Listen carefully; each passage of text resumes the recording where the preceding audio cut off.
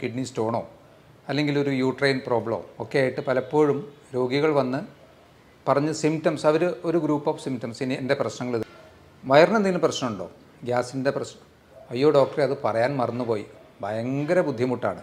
ഇനി ഇത് കൂടാതെ സ്ട്രക്ചറൽ ഡിഫക്ട്സ്.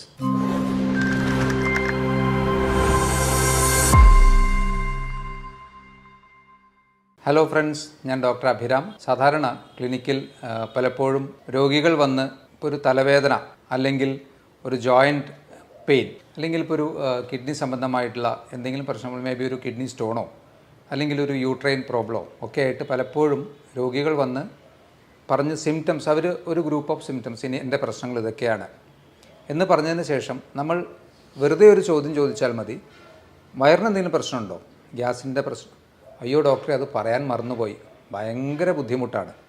കാരണം അപ്പോൾ അവരുടെ മെയിൻ കൺസേൺ ഈ ഒരു തലവേദനയോ അല്ലെങ്കിൽ ജോയിൻറ്റ് പെയിനോ ആണെന്നുള്ളതേ ഉള്ളൂ. പക്ഷേ കാലങ്ങളായി ഇവരുടെ കൂടെയുള്ള വേറൊരു പ്രശ്നമാണ് ഈ ഒരു വയറിൻ്റെ പ്രശ്നം എന്നുള്ളത്. ഇതിൽ നിന്ന് എന്ത് മനസ്സിലാക്കാം? ഒട്ടുമിക്ക അസുഖങ്ങളുടെയും ഒരു മൂല കാരണം നമ്മുടെ ഒരു ഗട്ട് ഹെൽത്ത് അല്ലെങ്കിൽ വയറിൻ്റെ അവസ്ഥയിൽ വരുന്ന അല്ലെങ്കിൽ അപചയങ്ങൾ, ദഹന വ്യവസ്ഥയിൽ വരുന്ന പ്രശ്നങ്ങളായിരിക്കാം. നമുക്ക് ആലോചിച്ചാൽ അത് മനസ്സിലാവുന്നതാണ്. കാരണം നമ്മൾ കഴിക്കുന്ന ഭക്ഷണം ശരിയായ രീതിയിൽ അതിനെ ദഹിപ്പിക്കാനും അതിൽ നിന്ന് വേണ്ട പോഷകങ്ങളെ ശരീരത്തിന് വലിച്ചെടുക്കാനും അതിനെല്ലാം ശേഷം ബാക്കി വരുന്നവയെ കൃത്യമായി പുറന്തള്ളാനും കഴിഞ്ഞിട്ടില്ലെങ്കിൽ തന്നെ നമുക്ക് അസുഖങ്ങൾ സ്റ്റാർട്ട് ചെയ്യും. കാരണം എല്ലാം ബേസ് ചെയ്തിരിക്കുന്നത് ഈ ഒരു ഭക്ഷണവുമായി റിലേറ്റഡ് ആയിട്ടാണല്ലോ. ഭക്ഷണമില്ലാതെ, ന്യൂട്രിയൻറ്റ് റിച്ച് ആയിട്ടുള്ള ഭക്ഷണമില്ലാതെയും തീരെ ഭക്ഷണമില്ലാതെയൊന്നും നമുക്ക് ഒരുപാട് കാലം സർവൈവ് ചെയ്യാനും പറ്റില്ല. അത് അസുഖങ്ങളിലേക്ക് നയിക്കും. അപ്പോൾ എല്ലാത്തിൻ്റെ ഒരു ബേസിക് കാരണം ഇത് തന്നെ ആയിരിക്കാം. നിങ്ങൾക്ക് അധികമായി വയർ വന്ന് വീർക്കുന്നത് പോലെ, ഇടയ്ക്കിടയ്ക്ക് അധികമായ ഏമ്പക്കം, അതുപോലെ തന്നെ കീഴ്വായു, ഇതൊക്കെ അമിതമായി നിങ്ങളെ ബുദ്ധിമുട്ടിക്കുന്നുണ്ടെങ്കിൽ, അതുപോലെ കോൺസ്റ്റിപ്പേഷൻ, മലബന്ധം, ഡയേറിയ, ചില അവസരങ്ങളിൽ ഡയേറിയ, കഫം കലർന്ന മലം, ഇതൊക്കെ പോകുന്നുണ്ടെങ്കിൽ ഒരു സാധ്യത നിങ്ങൾക്ക് സിബോ, അധികം പഴക്കമില്ലാത്തൊരു ടെർമിനോളജിയാണ്, small intestinal bacterial overgrowth. നമ്മുടെ ചെറുകുടലിൽ വരുന്ന ബാക്ടീരിയകളുടെ, അതുതന്നെ മോശം ബാക്ടീരിയകളുടെ അധികമായ ഓവർ ഗ്രോത്ത് മൂലം വരാവുന്ന പ്രശ്നങ്ങൾ. ഇത് അത്ര സിമ്പിളായിട്ടുള്ളൊരു പ്രശ്നമല്ല, മാരകമായ പ്രശ്നങ്ങളിലേക്കും ഇത് നയിക്കാറുണ്ട്. ശരിക്ക് നമ്മുടെ കുടലിൽ 200-ൽ പരം micro organisms, millions of organisms ഉണ്ട്. അതിൽ 200-ൽ അധികമുള്ള തരത്തിലുള്ള ബാക്ടീരിയ, ഫംഗസ്, വൈറസസ് ഒക്കെ തന്നെയുണ്ട്. ഇതിൽ നല്ലൊരു ശതമാനം സൂക്ഷ്മാണുക്കളും നമുക്ക് ഗുണം ചെയ്യുന്നവയാണ്. എന്നാൽ ചിലവ നമുക്ക് ദോഷം ചെയ്യുന്നവയുമുണ്ട്. ഈ ദോഷം ചെയ്യുന്നവയുടെയും നല്ല സൂക്ഷ്മാണുക്കളുടെയും ആ ഒരു ബാലൻസിൽ കാര്യമായ വ്യതിയാനങ്ങൾ വരുമ്പോൾ തീർച്ചയായിട്ടും പ്രശ്നങ്ങളുണ്ടാകും. ദഹന വ്യവസ്ഥയിൽ കാര്യമായ അപചയങ്ങൾ ഉണ്ടാകും. ഈ ഒരു സിബോ എന്ന ഒരു അസുഖവുമായി ബന്ധപ്പെട്ട് പറയാവുന്ന പ്രോബബിൾ ആയിട്ടുള്ള ചില കാരണങ്ങളെക്കുറിച്ച് നോക്കുമ്പോൾ, ഒരു കാരണം നമ്മുടെ ആസിഡിക് മീഡിയ, ശരിക്കും നമ്മുടെ സ്റ്റൊമക്കിൽ, ആമാശയത്തിൽ നല്ല ആസിഡ് സെക്രീഷൻ ഉണ്ട്. അതായത് ദഹനരസമായിട്ട് പുറപ്പെടുവിക്കുന്ന ആസിഡ് സെക്രീഷൻ ആമാശയത്തിൽ ഉണ്ട്. അതൊരു ഹൈഡ്രോക്ലോറിക് ആസിഡ് തന്നെ, കുറച്ച് വീര്യമുള്ള ആസിഡ് തന്നെയാണ്. അപ്പോൾ ഈ ആസിഡ് മീഡിയത്തിലെ കുറവ് വന്ന് അത് ആൽക്കലൈൻ മീഡിയത്തിലേക്ക് പോകുമ്പോഴാണ് ശരിക്കും പറഞ്ഞാൽ ഈ ഒരു ബാക്ടീരിയൽ ഓവർ ഗ്രോത്ത് കൂടുതലായിട്ട് വരുന്നത്. ശരിക്കും ആമാശയത്തിൽ നിന്ന് മുന്നോട്ട് പോകുന്നതിനനുസരിച്ചിട്ട് ദഹനത്തിൻ്റെ പ്രാഥമികമായിട്ടുള്ള നല്ലൊരു ഭാഗം നടക്കുന്നതും ആമാശയത്തിൽ വെച്ചാണല്ലോ. അതിനുശേഷം മെല്ലെ മെല്ലെ അത് അടുത്ത ഭാഗമായി ചെറുകുടൽ, വൻകുടൽ, അങ്ങനെ നീങ്ങിയാണല്ലോ അത് ഓരോരോ പോർഷനായിട്ട് പോകുന്നത്. അപ്പോൾ അതിലേറ്റവും കൂടുതലായിട്ട് അബ്സോർപ്ഷനൊക്കെ വരുന്നത് നമ്മുടെ ചെറുകുടലിൽ വെച്ചാണ്. അപ്പോൾ ഈ ആമാശയത്തിൻ്റെ, അതിന് ഹൈപ്പോക്ലോർഹൈഡ്രിയ എന്നാണ് പറയുന്നത്. അപ്പോൾ ഈ ആമാശയത്തിലെ pHൻ്റെ വാല്യൂ, ആസിഡിക് മീഡിയം കുറഞ്ഞ് ആൽക്കലൈൻ ആവാനുള്ള കാരണം എന്തായിരിക്കും? പ്രൊബബിളായിട്ട് നമുക്ക് കുറച്ച് കാര്യങ്ങൾ അതിൽ പറയാവുന്നതാണ്. ഒന്ന്, അട്രോഫിക് ഗ്യാസ്ട്രൈറ്റിസ് എന്ന് പറയും. അതായത് ഈ ഒരു ആസിഡ് പ്രൊഡ്യൂസ് ചെയ്യുന്ന ഗ്രന്ഥികളുടെ കാലക്രമേണയുള്ള നാശം. അതിന് എടുത്തു പറയാവുന്ന ഒരു പ്രശ്നമായിട്ടുള്ളത് ഒന്ന്, ഓട്ടോ ഇമ്മ്യൂൺ അസുഖങ്ങൾ, ദഹന വ്യവസ്ഥയിൽ വരുന്ന ഓട്ടോ ഇമ്മ്യൂൺ അസുഖങ്ങൾ ഒരു കാരണമായിരിക്കാം. എച്ച് പൈലോറി എന്ന ഒരു ബാക്ടീരിയയുടെ, എച്ച് പൈലോറി എന്ന ബാക്ടീരിയ നമുക്ക് ഗുണകരമല്ല എന്നുള്ളതാണ് പറയുന്നത്, അതിൻ്റെ അമിതമായ പ്രവർത്തനം. ഇതൊക്കെ തന്നെ ഈ അട്രോഫിക് ഗ്യാസ്ട്രൈറ്റിസ് അല്ലെങ്കിൽ ഇതൊക്കെ ഒരു ക്രോണിക് ഗ്യാസ്ട്രൈറ്റിസ് എന്ന സ്റ്റേജും അതിൽ നിന്ന് ഈ ഒരു ഗ്രന്ഥിയുടെ പെർമനൻ്റ് ആയിട്ടുള്ള ഒരു തകരാറിലേക്കും പോകാം. അതുകൊണ്ട് തന്നെ ആസിഡിക് മീഡിയം അവിടെ നഷ്ടപ്പെടുന്നു. ഇതുപോലെ തന്നെ കണ്ടിന്യൂസ് ആയിട്ടുള്ള ഓവർ ദ കൗണ്ടർ മെഡിക്കേഷൻ, ഗ്യാസിൻ്റെ പ്രശ്നം വരുമ്പോൾ പലരും നേരെ മെഡിക്കൽ ഷോപ്പിൽ ചെന്ന് ഗ്യാസിന് മരുന്നുണ്ടോ, അപ്പോൾ ഓവർ ദ കൗണ്ടർ കൊടുക്കാവുന്ന മെഡിസിൻസ് അവരെടുത്ത് കൊടുക്കുന്നു. ഇതിൻ്റെ കണ്ടിന്യൂസ് ആയിട്ടുള്ള ഉപയോഗവും ഈ ഒരു അവസ്ഥയിലേക്ക് എത്തിക്കാൻ സാധ്യതയുണ്ട്. ഇവിടെ ഇനി എന്താ സംഭവിക്കുന്നത്? ഈ ആസിഡിക് മീഡിയം നഷ്ടപ്പെട്ട സ്റ്റൊമക്കിൽ ദഹനം ശരിയായ രീതിയിൽ നടക്കാതെ തന്നെ ഈ ഭക്ഷണ പദാർത്ഥങ്ങൾ അടുത്ത ഭാഗമായ സ്മോൾ ഇൻറ്റസ്റ്റൈനിലേക്ക് പ്രവേശിക്കുന്നു. ദഹനം ശരിയായി നടക്കാത്ത ആസിഡിക് മീഡിയം അവിടെ ഇല്ല, നടക്കാനുള്ള ആസിഡിക് മീഡിയമോ അവിടെ ഇല്ല. സ്മോൾ ഇൻറ്റസ്റ്റൈനിൻ്റെ പ്രധാന ഫംഗ്ഷൻ എന്നുള്ളത് ന്യൂട്രിയൻസിൻ്റെ അബ്സോർപ്ഷനാണ്. അപ്പോൾ അതുകൊണ്ട് തന്നെ ഈ സാധനങ്ങൾ, ഈ ഭക്ഷണ പദാർത്ഥങ്ങൾ അവിടെ കിടന്ന് കൂടുതൽ ഫെർമെൻറ്റ് ചെയ്യാനുള്ള സാധ്യതയുണ്ട്. അപ്പോൾ ഈ നല്ല ബാക്ടീരിയയും മോശം ബാക്ടീരിയയുമായിട്ടുള്ള ആ ഒരു സന്തുലിതാവസ്ഥ നഷ്ടപ്പെടുന്നു, മോശം ബാക്ടീരിയകൾ പെരുകുന്നു. ഇതാണ് ശരിക്ക് സിബോ, സ്മോൾ ഇൻറ്റസ്റ്റൈനൽ ബാക്ടീരിയൽ ഓവർഗ്രോത്ത് ഒരു കാരണമായി പറയാവുന്നത്. അതുപോലെ തന്നെ അധികമായ ആൽക്കഹോൾ ഉപയോഗം, ഇതൊക്കെ തന്നെ ഇത്തരത്തിൽ ഈ ഒരു ആമാശയത്തിൻ്റെ ബേസിക് ആയിട്ടുള്ള പ്രോപ്പർട്ടിയെ നശിപ്പിക്കാനും ഈ ഒരു സിബോ എന്ന അവസ്ഥയിലേക്ക് എത്താനുമുള്ള സാധ്യതകൾ വർദ്ധിപ്പിക്കുകയാണ് ചെയ്യുന്നത്. അപ്പോൾ ഇതിൻ്റെ കാരണങ്ങളിലൊന്ന് ഇപ്പോൾ ഓൾറെഡി പറഞ്ഞ ഈ 2 ബാക്ടീരിയകളുടെ പ്രപ്പോർഷനിൽ വരുന്ന മോശം ബാക്ടീരിയകളുടെ ഓവർ ഗ്രോത്ത്, 2 ഹൈപ്പോക്ലോർഹൈഡ്രിയ അതായത് ആസിഡിക് മീഡിയം നഷ്ടപ്പെടുന്ന ഒരു പ്രശ്നം. മൂന്നാമതായി പറയാവുന്നത് ലോ മോട്ടിലിറ്റിയാണ്. അതായത് നമ്മുടെ വായിൽ നിന്ന് ഭക്ഷണം കഴിച്ച് അത് അവസാനം മലാശയത്തിലൂടെ അതിൻ്റെ വേസ്റ്റ് പ്രൊഡക്ട്സ് പുറത്തേക്ക് പോകുന്ന ആ ഒരു ടൈം ഫാക്ടറിൽ വരുന്ന വ്യതിയാനം.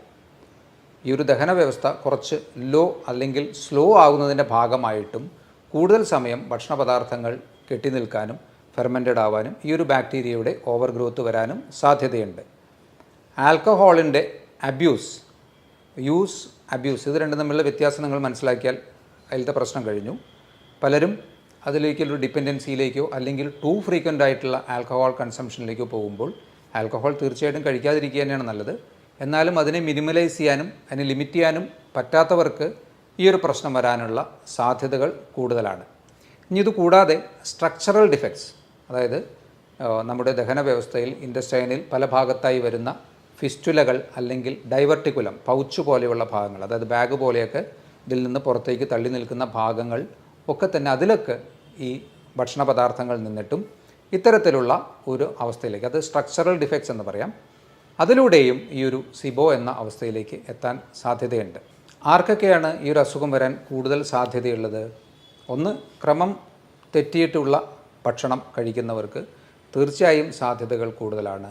മെൻ്റൽ സ്ട്രെസ്സ് കൂടുതലുള്ളവർക്ക് സാധ്യത കൂടുതലാണ്.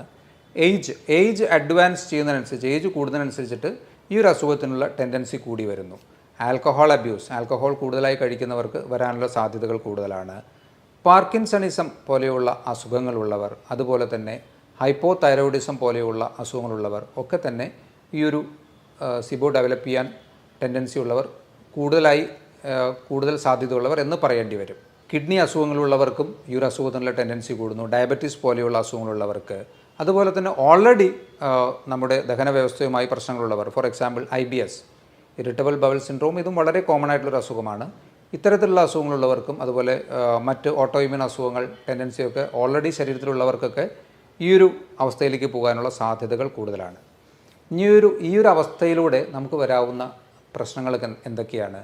ശരിക്കും ഏറ്റവും ഗുരുതരമായി സംഭവിക്കാവുന്ന പ്രശ്നങ്ങൾ അബ്സോർപ്ഷൻ ഡിഫക്ട്സ് ആണ്. നമ്മുടെ കഴിക്കുന്ന ഭക്ഷണത്തിൽ നിന്ന് അതിൻ്റെ ന്യൂട്രിയൻസിനെ, മാക്രോ ആൻഡ് മൈക്രോ ന്യൂട്രിയൻസിനെയൊക്കെ വലിച്ചെടുക്കുന്ന പ്രധാന ഭാഗമായ സ്മോൾ ഇൻറ്റസ്റ്റൈനിലെ പ്രവർത്തന തകരാറുകൾ തീർച്ചയായിട്ടും ഡെഫിഷ്യൻസീസിലേക്കാണ് നമ്മളെ നയിക്കുന്നത്.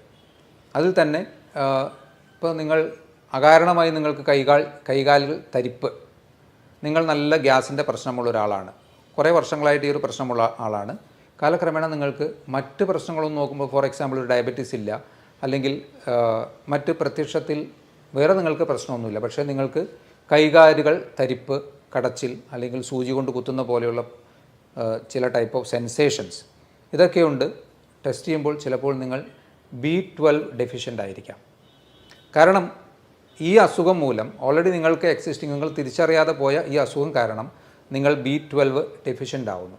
അതിൻ്റെ പരിണിത ഫലമായിട്ടുള്ള ലക്ഷണങ്ങളാണ് നേരത്തെ സൂചിപ്പിച്ചത്. അതുപോലെ തന്നെ ഫാറ്റ് മെറ്റബോളിസത്തിൽ, പ്രോട്ടീൻ അബ്സോർപ്ഷനിലൊക്കെ ഡിഫക്ട്സ് വരാം. അയൺ അബ്സോർബ് ചെയ്യുന്നതിൽ ഡിഫക്ട്സ് വരാം.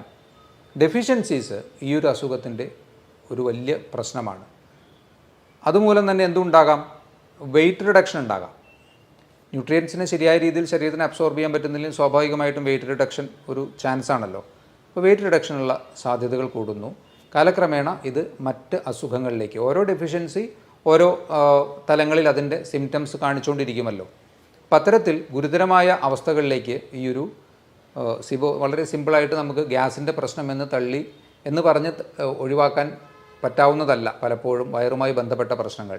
അതുകൊണ്ട് നമ്മുടെ ശരീരത്തിൻ്റെ പ്രാഥമിക ഫങ്ഷൻസ് നിർവഹിക്കുന്ന അല്ലെങ്കിൽ കഴിക്കുന്ന ഭക്ഷണത്തിൽ നിന്ന് നമുക്ക് വേണ്ട കാര്യങ്ങൾ ചെയ്തു തരുന്ന കുടലിൻ്റെ പ്രവർത്തനം കൃത്യമാണോ എന്ന് വിലയിരുത്തേണ്ടത് ആവശ്യമാണ്. അതാണ് ഈ പറഞ്ഞ കാര്യങ്ങളെല്ലാം കാണിക്കുന്നത്. അപ്പോൾ നിങ്ങൾക്ക് ഇത്തരത്തിലുള്ള അമിതമായ വയറ് വീർത്ത് കിട്ടുന്ന അവസ്ഥ, പുളിച്ചു തേട്ടൽ, ഏമ്പക്കം, കീഴ്വായു, ഇടയ്ക്കിടയ്ക്കുള്ള വയറുവേദന, ഈ പ്രശ്നങ്ങളൊക്കെ ഉണ്ടെങ്കിൽ കുറച്ചുകൂടി ഒന്ന് കരുതിയിരിക്കുന്നത് നല്ലതായിരിക്കാം. ഈ ഒരു കണ്ടീഷനെ നമുക്ക് എങ്ങനെ മാനേജ് ചെയ്യാൻ പറ്റും? ഭക്ഷണത്തിൽ തന്നെയായിരിക്കുമല്ലോ ആദ്യം ശ്രദ്ധിക്കേണ്ടത്. കാരണം പ്രൈമറിലി ആ ഭക്ഷണത്തിൽ വന്ന പ്രശ്നങ്ങളും അതിലൂടെ ദഹന വ്യവസ്ഥയിൽ വന്ന അപജയങ്ങളുമാണ് ഈ ഒരു അവസ്ഥയിലേക്ക് നയിച്ചത്. അപ്പോൾ അതുകൊണ്ട് ഭക്ഷണത്തിൽ ആദ്യം ജങ്ക് ഫുഡ് കംപ്ലീറ്റ് ആയിട്ട് ഒഴിവാക്കുക, പഞ്ചസാര ഉൾപ്പെട്ടത് കംപ്ലീറ്റ് ആയിട്ട് ഒഴിവാക്കുക. കുറച്ച് ഫൈബർ അധികമായി കഴിക്കേണ്ട ആവശ്യമില്ല, എന്നാൽ തീർത്തും അവോയ്ഡ് ചെയ്യേണ്ട ആവശ്യമില്ല. ഫൈബറിൻ്റെ അളവ് ഒന്ന് മോഡറേറ്റ് അളവിലേക്ക് ആക്കുക. ഈ ഒരു പ്രശ്നമാണെന്ന് വിചാരിച്ച് ഫൈബർ മാത്രം കഴിച്ചുകൊണ്ടിരിക്കേണ്ട, അതിൻ്റെ ആവശ്യമില്ല. ഫൈബറിൻ്റെ അളവ് ഒന്ന് മിനിമൈസ് ചെയ്യുന്നതും നല്ലതായിരിക്കാം. ആൽക്കഹോൾ യൂസ് ഉണ്ടെങ്കിൽ കംപ്ലീറ്റ് സ്റ്റോപ്പ് ചെയ്യുക. സ്മോക്കിംഗ് ഉണ്ടെങ്കിൽ അത് കംപ്ലീറ്റ് സ്റ്റോപ്പ് ചെയ്യുക. അതുപോലെ തന്നെ ഇപ്പോൾ ഒഴിവാക്കേണ്ട കാര്യങ്ങൾ നമുക്ക് മനസ്സിലായി. ഇനി നിങ്ങൾക്ക് വയറിൻ്റെ ദഹന വ്യവസ്ഥയെ എപ്പോഴും സഹായിക്കുന്ന ഘടകങ്ങളാണ് പ്രോബയോട്ടിക്സ്. അതായത് നല്ല ബാക്ടീരിയകൾ ഉണ്ടാക്കാൻ കഴിവുള്ളതും അത് ഉൾപ്പെട്ടതുമായിട്ടുള്ള ഭക്ഷണങ്ങൾ. അതിൽ പ്രോബയോട്ടിക് ആയിട്ടുള്ള ഇപ്പോൾ കേട് പോലെയുള്ള അതൊക്കെ നമുക്ക് അവൈലബിൾ ആണ്.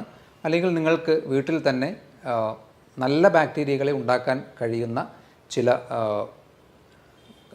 സാധനങ്ങൾ നമുക്ക് വാങ്ങിക്കാൻ കിട്ടും. അതിനെ നിങ്ങൾക്ക് അതിലെ ഇൻസ്ട്രക്ഷൻസ് അനുസരിച്ച് പ്രിപ്പയർ ചെയ്ത് അതിൽ മില്യൺസ് ഓഫ് ബാക്ടീരിയ പെർ ഇത്ര ml എന്ന ഒരു കണക്കിൽ നമുക്ക് ഉണ്ടാക്കാൻ പറ്റും. അത് കഴിക്കുന്നത് തീർച്ചയായിട്ടും ഇത്തരത്തിലുള്ള പ്രത്യേകിച്ച് ഓട്ടോഇമ്യൂൺ ടെൻഡൻസികളോ അല്ലെങ്കിൽ ഇതുപോലെ സിബോ പോലെയുള്ള അസുഖങ്ങളൊക്കെ ഉള്ളവർക്ക് നല്ല രീതിയിൽ ഗുണം ചെയ്യുമെന്നുള്ളതാണ്. അപ്പോൾ അതൊന്ന് നോക്കി നിങ്ങൾക്ക് ആ രീതിയിൽ ചെയ്യാവുന്നതാണ്. തൈര് പോലെയുള്ള ഭക്ഷണങ്ങളൊക്കെ നമുക്ക് ഭക്ഷണത്തിൽ ഒരു മോഡറേറ്റ് ലെവലിൽ ഉൾപ്പെടുത്താം. അതുപോലെ സിട്രസ് ഫ്രൂട്ട്സ് ഫെർമെൻറ്റ് ചെയ്യാനും അതുപോലെ നല്ല ബാക്ടീരിയകളെ നല്ല രീതിയിൽ ബാക്ടീരിയകളെ ഉണ്ടാക്കാൻ കഴിയുന്ന ഒരു മോഡറേറ്റ് അളവിലുള്ള സിട്രസ് ഭക്ഷണങ്ങൾ തീർച്ചയായിട്ടും കഴിക്കാവുന്നതാണ്.